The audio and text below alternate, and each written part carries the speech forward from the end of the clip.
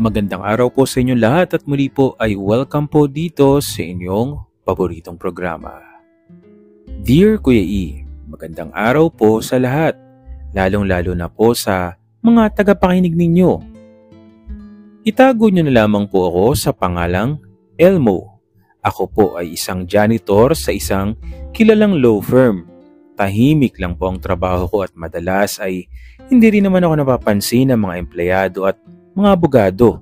Sanay na akong ako lang ang gumagalaw sa mga koridor tuwing gabi, naglilinis habang sila ay abala sa mga papeles at dokumento para sa mga kliyente ng law firm.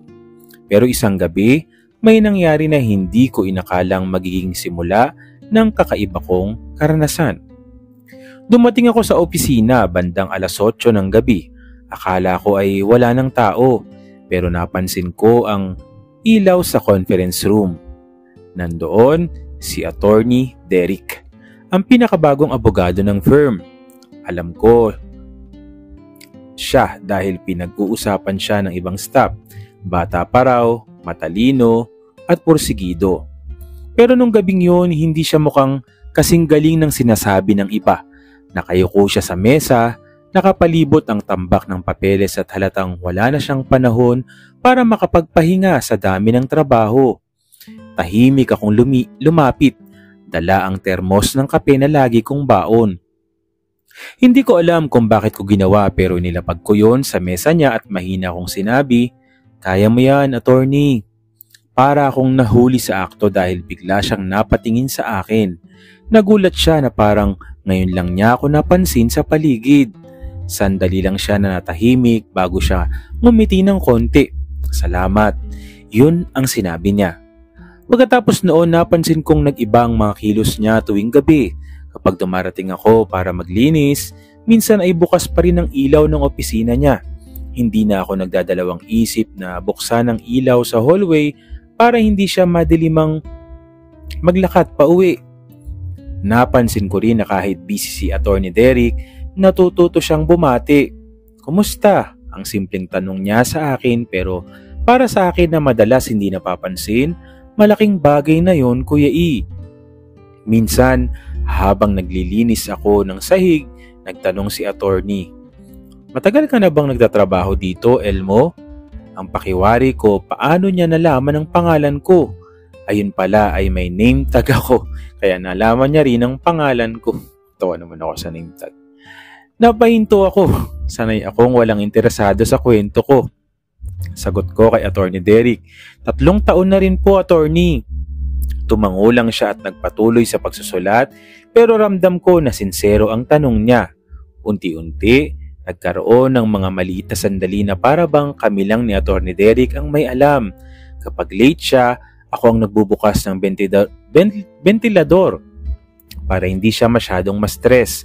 Kapag nakikita kong napapapikit na siya sa pagod, mag-iiwan ako ng maliit na candy sa tabi ng kape. Hindi niya ako kinakausap palagi pero alam kong napapansin niya ang maliliit kong paraan para tulungan siya. Isang gabi habang pinupunasan ko ang mesa, bigla siyang nagsalita, "Elmo, paano mo nagagawa na laging tahimik lang? Parang hindi ka napapagod sa kakalinis at kakaayos ng gamit sa law firm na to."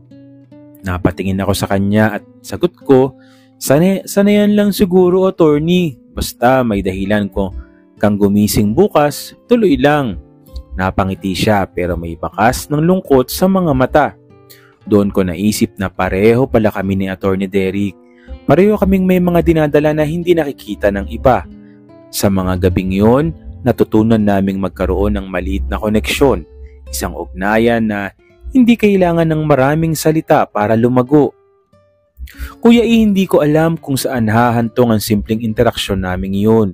Pero ang alam ko, sa unang pagkakataon, may taong tumingin sa akin. Hindi bilang janitor, kundi bilang isang tao na may kwento rin. Iyon ang dahilan kung bakit ako sumulat sa inyo. Gusto ko lang ibahagi na minsan, kahit sa pinakaordinaryong lugar, pwedeng magsimula ang isang kakaibang koneksyon. Habang lumilipas ang mga gabi, unti-unti nagiging normal na sa akin na makita si Atty. Derek na nakaupo pa rin sa mesa niya kahit madaling araw na. Dati, hindi niya ako pinapansin pero ngayon, siya na mismo ang nagsisimula ng usapan. Isang beses, nadatnan ko siyang nakahawak sa sentido, halatang pagod na pagod. Sabi niya, Elmo, minsan pakiramdam ko, hindi ko na kaya. Parang lahat ng mga mata ay nasa akin, lalo na ng mga magulang ko. Natatakot akong ma-disappoint sila. Hindi ko alam kung anong sasabihin ko sa umpisa, pero naisip ko, pareho rin pala kaming may kinakatakutan. Kaya sagot ko sa kanya, hindi naman masusukat ang halaga mo sa trabaho lang po, attorney.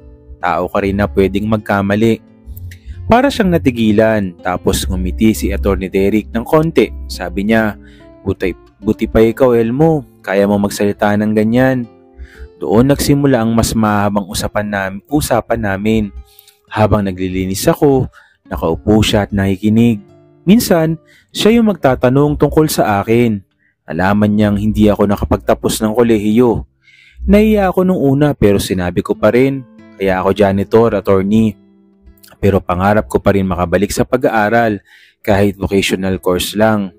Tumango si Atty. Derek at sagot niya, walang maliit na pangarap. Lahat may halaga, Elmo.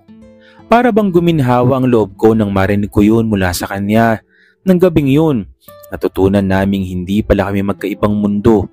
Magkaiba kami ni Atty. Derek ng mundong ginagalawan pero pareho kaming may takot, pangarap at pagod na itinatago sa mga mata ng iba. Minsan, sa katahimikan ng opisina, maririnig lang ang tunog ng ballpen niya at ang walis ko sa sahig. Pero sa likod ng katahimikan na yun, para bang unti-unti kaming nakakalapit. Isang gabing umuulan, sabay kaming natapos ng mga gawain namin sa law firm. Siya sa pag-aayos ng mga papeles at dokumento at ako naman sa pagmamap ng sahig. Nang makita niyang tapos na rin ako, nag-alok si attorney sa akin. Sabay na tayong lumabas, Elmo.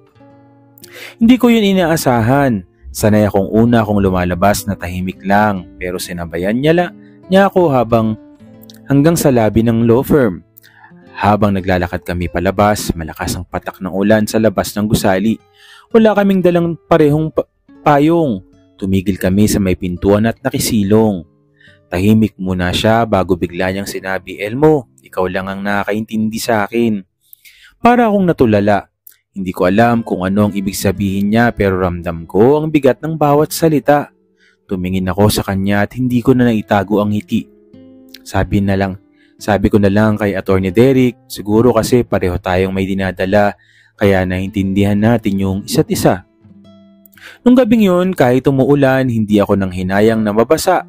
Naglakad kami ng sabay pa uwi kahit basang-basa na ang mga sapatos namin. Hindi na mahalaga kung gaano kalayo ang uuwian ko. Mahalaga ay may kasama ako.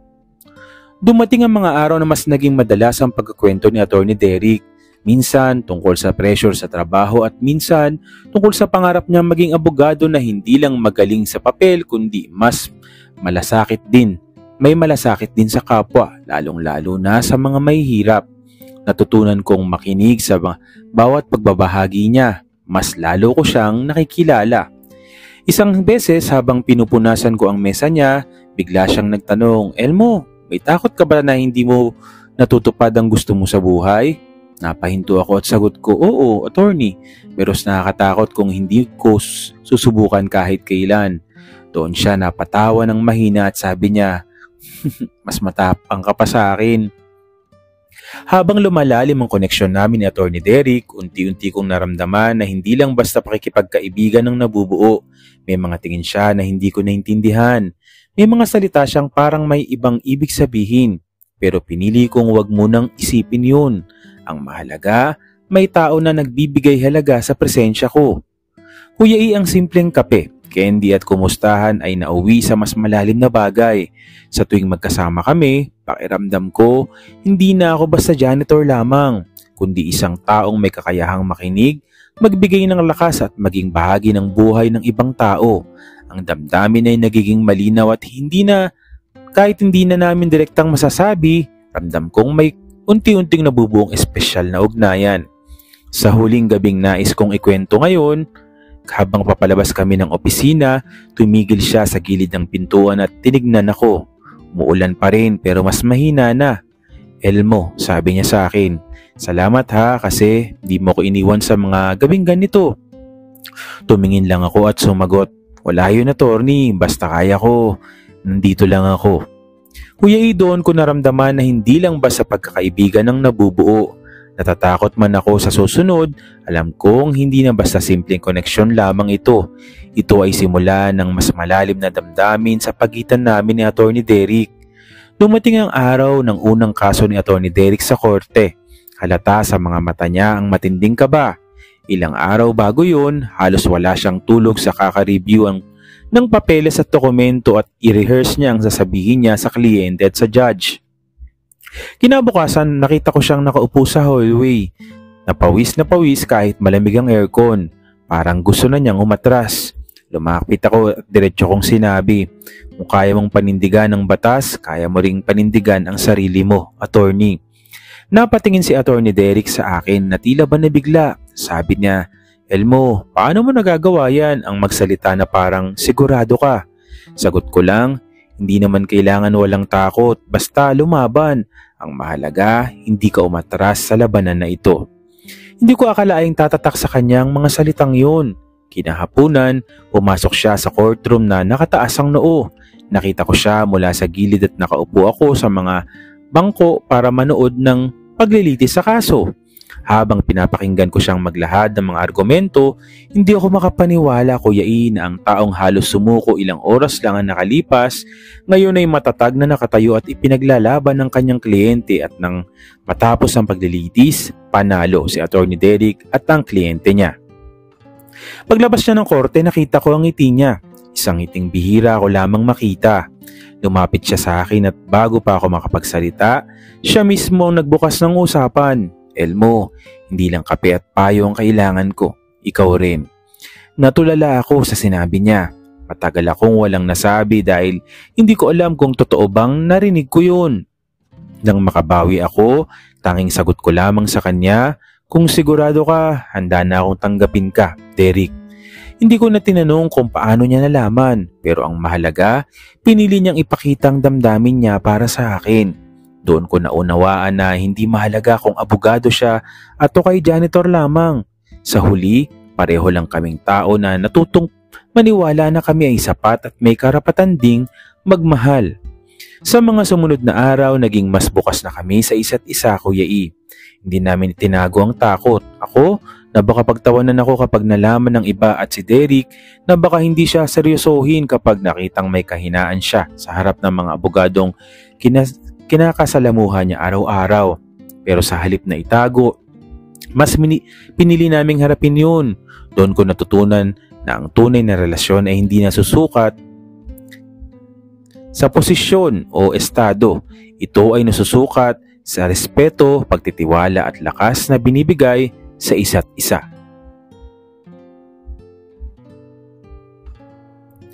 Minsan tinanong ko siya habang sabay kaming naglalakad pa uwi, Derrick, bakit ako? Dami mong pwedeng piliin.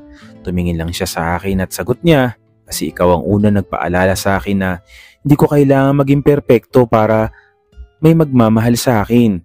Hindi ko na kinayang pigilan ang mga luha ko noon. Kuya E, natapos ang kwento namin ni Derrick hindi sa engrandeng paraan, kundi sa isang simpleng aral. Ang pagmamahal ay hindi nakabatay sa titulo o propesyon. Kahit saan ka nang galing, kahit gaano kaliit ang tingin ng iba sa'yo, may tao at oras na makakita ng tunay mong halaga sa mundo. At ito po, Kuya E, ang kwento namin ni Derrick. Mula sa pagiging estranghero, naging kakampi, at sa huli naging inspirasyon ng isa't isa. Sana po ay magsilbi itong paalala sa lahat po ng nakikinig na ang pagmamahal ay hindi kailanman nakadepende sa kung anong meron ka, kundi sa kung gaano ka handang magpakatotoo. Lubos na gumagalang, Elmo. Okay? Magandang istorya. Maraming salamat sa iyo, Elmo. At congratulations, no? Tama nga naman, no? Hindi naman nakikita sa trabaho. Siyempre, iba talaga yung tinatawag nga natin na pag-ibig. Siyempre, pag kumilos na yan, kahit ano pa yung kalagayan mo sa buhay, kahit ano pa, nasaan man kayo ay magkakaroon talaga ng puwang ang pagmamahalan. Muli, maraming salamat po sa patuloy na sumusubaybay, sumusuporta dito lamang po sa inyong paboritong programa. Maraming salamat po sa inyong lahat.